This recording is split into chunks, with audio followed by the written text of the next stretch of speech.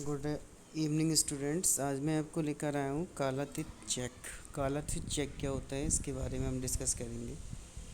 Check का भुगतान check पर लिखी गई तिथि के 3 मास के भीतर बैंक को प्रस्तुत करके प्राप्त कर लेना चाहिए, अन्यथा चेक कालातीत हो जाता है। कालातीत का मतलब है कि अगर कोई चेक हमने भुगतान किया है, उसकी तिथि 3 मास की है, यानी 3 महीने के अंदर अंदर अगर उसने आपको उस चेक को आपने यूज़ कर ली तो उसे कालातीत चेक हो जाता है। कालातीत चेक पर बैंक भुगतान रोक देता है। कालातीत चेक के विषय में निम्न प्रक्रियाएं अपनाई जाती हैं। चेक कालातीत हो जाने पर इसे जारी करने वाले अधिकारी को लौटा देना चाहिए, जो इसके बदले नया चेक जारी कर देगा और कालातीत चेक को निरस्त करके नष्ट कर देगा। नए चेक की संख्या तथा दिनांक पुराने चेक की प्रतिपूर्ण पर लिखी जाती है और इसी प्रकार नए चेक की प्रतिपूर्ण पर कालातीत चेक का संदर्भ दिया जाता है। थर्ड है, नए चेक की जारी करने की तिथि को लाल स्याही से रोकड़ बही में प्रविष्टि कर दी जाती है और पुराने चेक की प्रविष्टि के आगे नए चेक का संदर्भ लाल स्याही में दिया जाता है। ठीक है। जैसे खोए गए, गुमशुदा चेक, लॉस्ट चेक क्या होता है।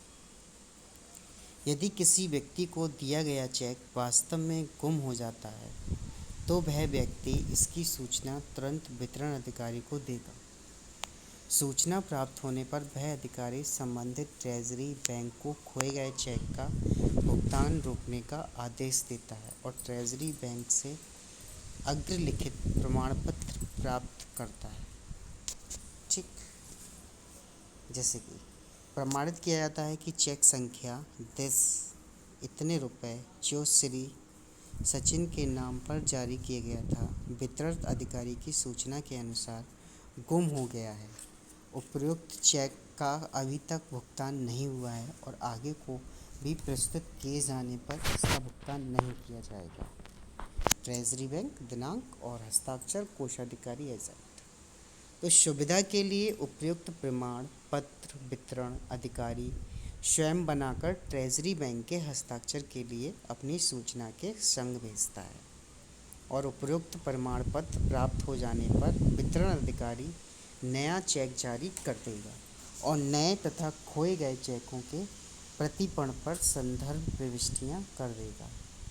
रोकड़ बही में लाल स्याही में नए चेक की प्रविष्टि कर देगा और पुरानी प्रविष्टि के आगे लाल स्याही में नए चेक का संदर्भ देगा। ठीक। फिर है चेक निरस्त रद्द करने की प्रक्रिया, procedure of cancellation of cheque. कैसे हम जो चेक है उसे कैंसिल्स करते हैं। चेक जारी करने वाला अधिकारी ही अपने द्वारा जारी किए गए चेक को आवश्यक समझने पर निरस्त कर सकता है। जब चेक वितरण अधिकारी के कब्जे में है, जब चेक अभी तक वितरण अधिकारी के पास पड़ा है और इसे किसी कारणवश निरस्त करना है तो उस चेक के प्रतिपण पर शब्द निरस्त कैंसिल्ड लिखकर अधिकारी को अपने हस्ताक्षर कर देगा और चेक को रद्द करके नष्ट कर दिया जाता है। इस आशय की प्रविष्टि रोकड़ बही के भुगतान पर पृष्ठ पर ट्रेजरी बैंक के कॉलम में ऋणात्मक भुगतान में दिखाई जाती है, जिससे रोकड़ मिलान में कठिनाई न हो। यदि निरस्त किए गए चेक के स्थान पर नया चेक जारी करना है तो अगली कार्रवाई करनी चाहिए जब चेक वितरण अधिकारी के पास नहीं है। इस दिशा में वितरण अधिकारी ट्रेजरी बैंक को इस चेक के भुगतान पर रोक लगाने के लिखित आदेश देगा और ट्रेजरी बैंक से निम्नलिखित प्रमाण पत्र प्राप्त करेगा। प्रमाणित किया जाता है कि चेक संख्या इतना रुपए का अभी तक भुगतान नहीं हुआ है तथा इसके बाद प्रस्तुत करने पर इस चेक का भुगतान नहीं किया जाएगा और ट्रेजरी बैंक, दिनांक, ठीक, कोषाधिकारी एजेंट, बैंक से भुगतान रोक दिए जाने की सूचना प्राप्त होने पर वितरण अधिकारी चेक के प्रतिपण पर इस आशय की प्रविष्टियां कर देगा और रोकड़ बही में ट्रेजरी बैंक के कॉलम में चेक की राशि ऋणात्मक भुगतान दिखाकर कर देगा। चोरी चले गए चेक, स्टॉलिंग चेक्स के लिए क्या होगा? इस स्थिति में वितरण अधिकारी जो हमने ऊपर समझाया था उसको फॉलो करेगा। लौटाए गए चेक, जो चेक रिटर्न आ जाते हैं। यदि किसी कारण से चेक धारक को चेक का भुगतान नहीं लेना चाहता और इसे वितरण अधिकारी को लौटा देता है, तो इस चेक को अनुच्छेद के अंतर्गत वर्णित विधि के अनुसार निरस्त करके नष्ट कर दिया जाएगा और चेक के प्रतिपण पर तथा रोकड़ बही में इस आशय की प्रविष्टि कर दी जाएगी। सरकारी धन प्राप्ति, रिसिप्ट ऑफ गवर्नमेंट मनी। धन प्राप्ति की रसीद, मनी रिसिप्ट। सरकारी खाते में जब कोई धन प्राप्त किया जाता है, उस धनराशि की अविलंब वैध रसीद देना अनिवार्य है। यह रसीद छपे हुए प्रपत्र पर धन वसूल करने वाले सरकारी कर्मचारी द्वारा धन जमा करने वाले व्यक्ति को दी जाती है। यह भुगतान का प्रमाण पत्र है। रसीद पर कार्यालय का नाम, जमा भुगतान करने वाले व्यक्ति का पूरा नाम, प्राप्त की गई राशि अंकों तथा शब्दों में, प्राप्ति का उद्देश्य तथा प्राप्ति की तिथि साफ तथा स्पष्ट शब्दों में दर्ज होनी चाहिए। रसीद पर धन प्राप्त करने वाले कर्मचारी अधिकारी के पूरे हस्ताक्षर तथा पद नाम भी होना आवश्यक है।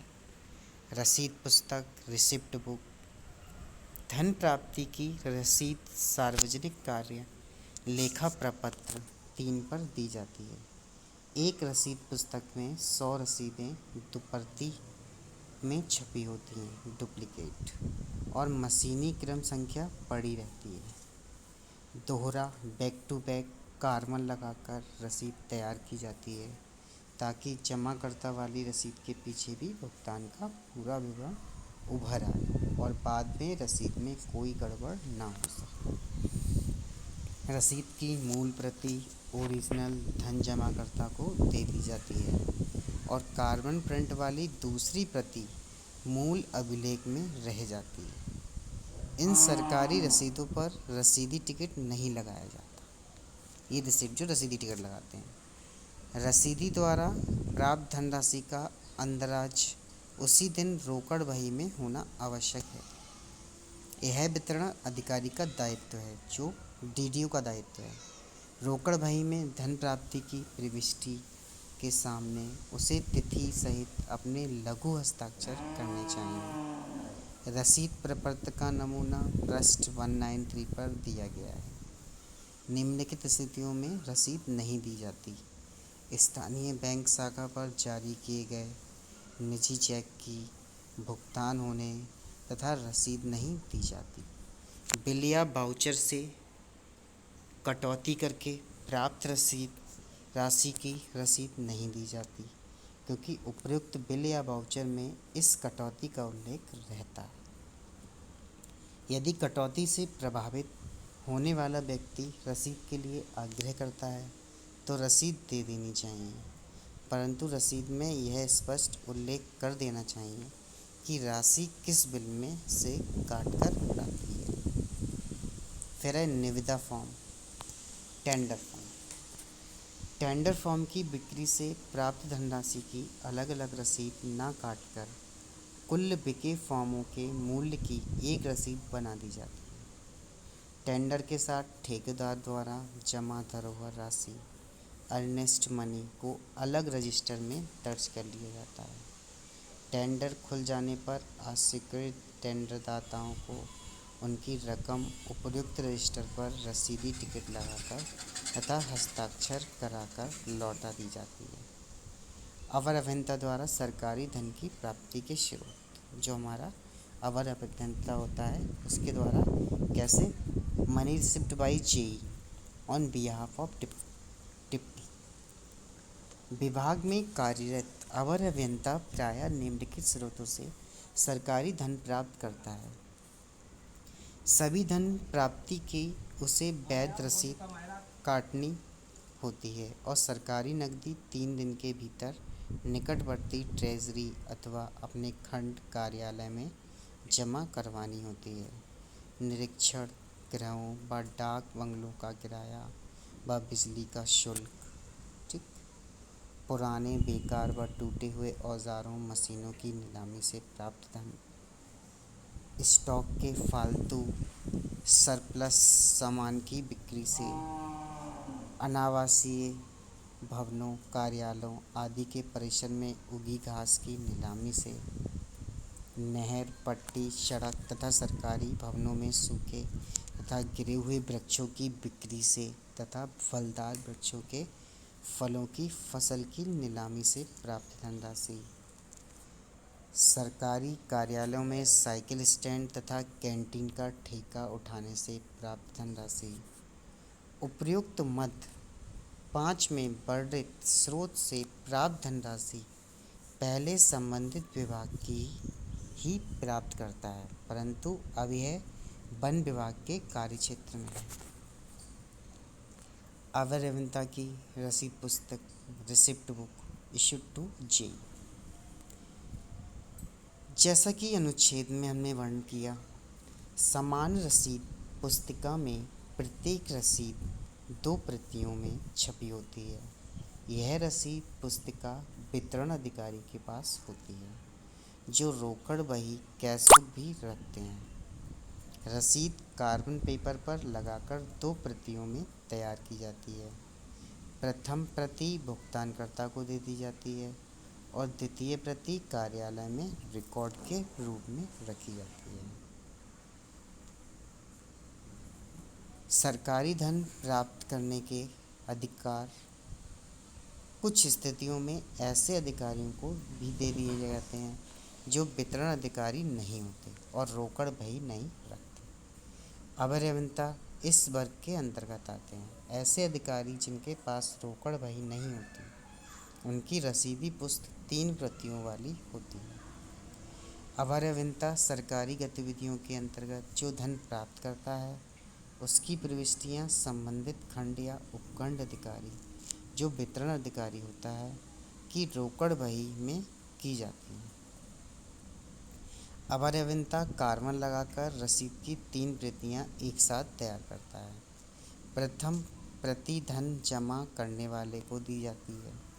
द्वितीय प्रति प्राप्त धनराशि के साथ 3 दिन के भीतर उपखंड अधिकारी को दी जाती है, ताकि वह अपनी रोकड़ बही में इस धन की प्रविष्टि कर ले।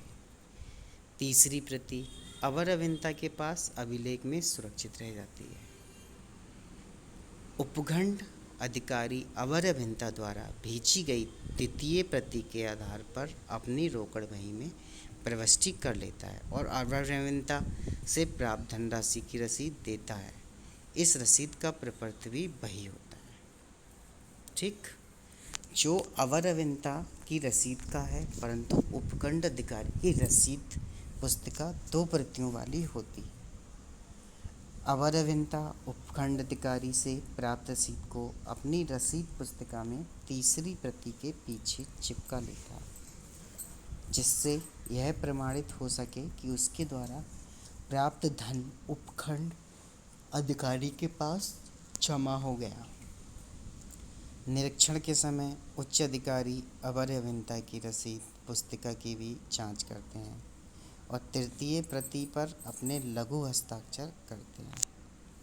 जब उपखंड अधिकारी का कार्यालय दूर किसी नगर में स्थित है और ट्रेजरी बैंक की शाखा अवर रेवेन्यू के निकट है, तो अवर रेवेन्यू प्राप्त धन को ट्रेजरी बैंक में चालान द्वारा जमा करा देता है और वहां से प्राप्त चालान की एक प्रति को अपनी रसीद की द्वितीय प्रति के साथ नत्थी कर उपखंड अधिकारी को भेज देता है, जो इसके आधार पर अपनी रोकड़ बही में प्रविष्टि कर लेता है।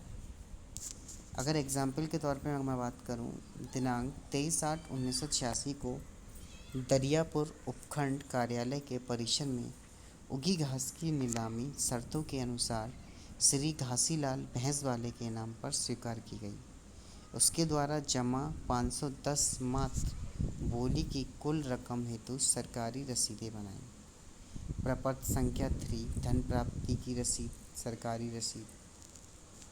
Receipt of payment of government form number 1 financial handbook volume 5 part 1 पुस्तक संख्या 80 रसीद संख्या 28098 स्थान दरियापुर दिनांक 23/8/1986 विभाग एवं कार्यालय दरियापुर उपखंड दरियापुर श्री घासीलाल से प्राप्त किए श्री घासीलाल से धनराशि 510 रुपये मात्र।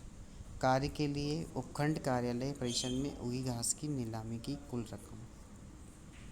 हस्ताक्षर हुडी प्रसाद रोकड़िया लेखाकार। हस्ताक्षर घसीटे यादव रसीद जारी करने वाले सरकारी कर्मचारी के हस्ताक्षर। पद और अवर अभियंता। ठीक। फिर है रोकड़ निपटान तथा ट्रेजरी। कोषागार चालान क्या होता है? कैश डिस्पोजल एंड ट्रेजरी चालान। सरकारी रोकड़ा का निपटान डिपोजल ऑफ गवर्नमेंट कैश। सरकारी खाते के अंतर्गत प्राप्त धन को यथाशीघ्र निकटवर्ती ट्रेजरी स्टेट बैंक की अधिकृत शाखा में उपयुक्त शीर्षक अथवा विविध प्राप्तियां से अंतर्गत जमा कर देना चाहिए। आहरण एवं वितरण अधिकारी यदि आवश्यक हो तो अन्य कार्यों के लिए भुगतान के लिए ट्रेजरी से चेक द्वारा नया धन निकालने के स्थान पर उपयुक्त धन का अस्थायी तौर पर उपयोग कर सकता है, परंतु महीने के अंत में उसे ट्रेजरी को इस धनराशि का भुगतान प्राप्त चेक देना होगा। अवर अभियंता द्वारा प्राप्त सरकारी धन 3 दिन के भीतर चालान द्वारा सरकारी कोष या खंड उपखंड अधिकारी के पास जमा कराना होता है। फिर है कोषागार चालान या ट्रेजरी चालान। ट्रेजरी चालान क्या होता है? ट्रेजरी बैंक में सरकारी धन जमा करने के लिए एक प्रपत्र भरना होता है। इस प्रपत्र को ट्रेजरी चालान कहते हैं। ट्रेजरी चालान 2 प्रतियों में भरकर धन के साथ ट्रेजरी बैंक में प्रस्तुत किया जाता है। रोकड़िया कैशियर धन प्राप्ति कर ट्रेजरी चालान की दोनों प्रतियों पर मोहर लगाकर धनराशि अपने हस्त से अंकों तथा शब्दों में लिखकर अपने हस्ताक्षर करता है और एक प्रति धन जमा करने वालों को व्यक्ति को और रसीद के रूप में लौटा देता है। अपने रजिस्टर में आवश्यक प्रविष्टि कर बैंक दूसरी प्रति ट्रेजरी को भेज देता है। ट्रेजरी में इस चालान के आधार पर धनराशि संबंधी खाते में जमा या क्रेडिट दिखा दी जाती है। जब जमा राशि 500 रुपये से कम होती है तो चालान पर केवल रोकड़िया अथवा लेखाकार के हस्ताक्षर होते हैं, परंतु 500 या इससे अधिक धन जमा करने पर चालान पर रोकड़िया तथा बैंक के लेखाकार मैनेजर दोनों के हस्ताक्षर होने आवश्यक है। जब चालान की रकम किसी अन्य जिले में स्थित अधिकारी विभाग के खाते में जमा होनी होती है तो चालान 3 प्रतियों में तैयार किया जाता है, यानी कि हमें तीन प्रतियां बनानी पड़ती हैं। हस्ताक्षरों के बाद बैंक एक प्रति धन जमा करने वाले को लौटाता है तथा शेष दोनों प्रतियां स्थानीय ट्रेजरी यानी एक ट्रेजरी में ली जाती है, एक जो धन जमा करता है उसे दे देते हैं और स्थानीय ट्रेजरी एक प्रति अपने रिकॉर्ड में रख लेती है तथा दूसरी प्रति संबंधी ट्रेजरी अन्य जिले को भेज दी जाती है ताकि वह ट्रेजरी यह धन संबंधी अधिकारी के खाते में जमा क्रेडिट कर सके।